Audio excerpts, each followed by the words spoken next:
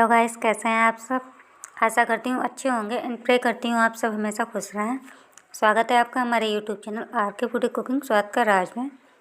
अगर आप हमारे चैनल पर नए हैं और अभी तक हमारे चैनल को सब्सक्राइब नहीं किया है तो सबसे पहले चैनल को सब्सक्राइब कर लीजिए एंड बेल आइकन को प्रेस करके ऑल पे क्लिक कर देना ताकि मेरी न्यू एंड ऑल वीडियो आप तक पहुँचती रहे। तो आज हम बनाएंगे उड़द दाल की एकदम बिल्कुल खस्ता कचौरी। तो चलिए बनाना शुरू करते हैं फटाफट से। ये उड़द दाल है, इसको मैंने 3 से 4 घंटे के लिए भिगो कर रखा था। अब इसको एक ग्राइंडर में डालकर बिल्कुल दरदरा पेस्ट बनाएंगे।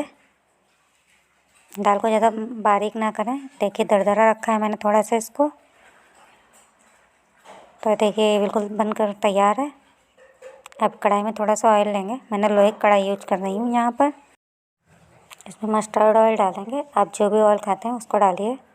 मस्टर्ड ऑयल जब अच्छे से गर्म हो जाएगा तो इसमें जो दाल मैंने दरदरी पीस कर रखी थी उसको इसमें डाल देंगे और लाइट गोल्डन ब्राउन होने तक चलाते लगातार फ्राई करना है।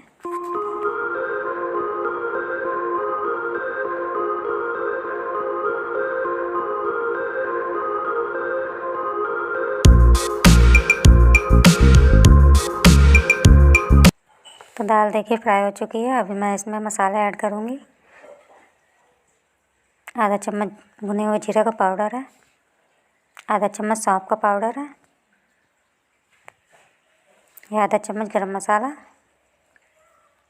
ये 1 चम्मच धनिया पाउडर, थोड़ी सी लाल मिर्च, ये 1 टुकड़ा अदरक का है, इसको ग्रेट करके डाल रही हूँ। आप चाहें तो इसके टुकड़े भी कट करके डाल सकते हैं। इस तरह से इसके रेशे निकाल देंगे। और मैं लास्ट में नमक डाल रही हूँ आधा चम्मच। आप अपने टेस्ट के अकॉर्डिंग डालिएगा। साथ ही साथ मैंने अमचूर पाउडर भी डाल दिया है। आपको पसंद हो तो आप डालिए। और सारे मसालों को अच्छे से मिक्स कर लेंगे। बीच बीच में कहीं पर गुठली रह जाए तो इनको हाथ से इस तरह तोड़ दें। और देखिए दाल का मसाला बिल्कुल कचौड़ी का एकदम बनकर तैयार है। साथ ही साथ थोड़ी सी ग्रीन चिली डालिए और ये फ्रेश कोरिएंडर लीव्स थोड़ा सा ठंडा करके डालें। तो अब इसको भी अच्छे से मिक्स कर देंगे और 10 मिनट के लिए इसे ठंडा होने के लिए छोड़ देते हैं।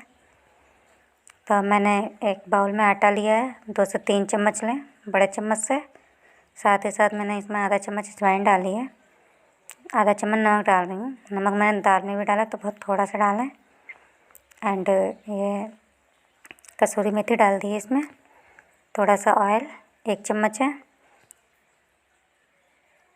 और थोड़ा सा गुनगुना पानी डालकर इसका एक सॉफ्ट डो बना लेंगे। तो देखिए मैंने डो बनाकर तैयार कर लिया है। अब इसको 5 मिनट रेस्ट के लिए ऐसे ही छोड़ देंगे।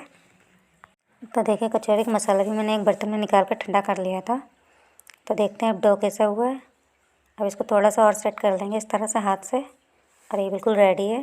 अब हाथ में थोड़ा सा डो लेंगे, बहुत थोड़ा सा, एक छोटे से पेड़े बराबर, और इस तरह से राउंड राउंड कर देंगे। अब इसका एक पेड़ा बना लेंगे और इस तरह से आटा लगा लेंगे और थोड़ा सा पूड़ी के बराबर बेल लेंगे। बहुत छोटा सा बेलें, थोड़ा मोटा रखें इसको।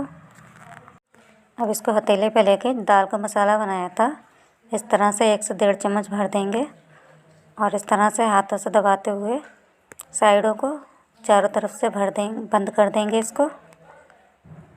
तो देखिए इस तरह से बंद कर देना है।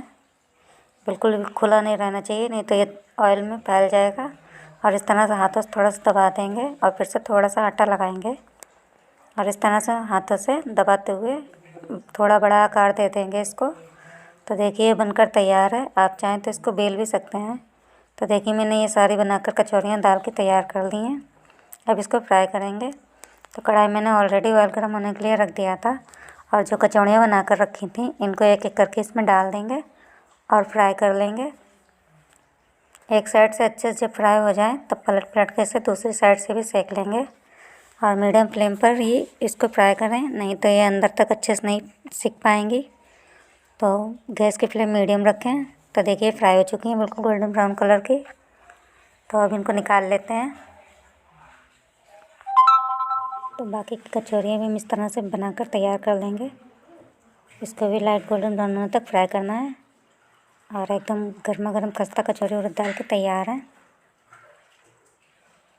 तो मैंने सारी कचौरी फ्राई कर ली है और देखिए बनकर तैयार है उड़द दाल की खस्ता कचौरी।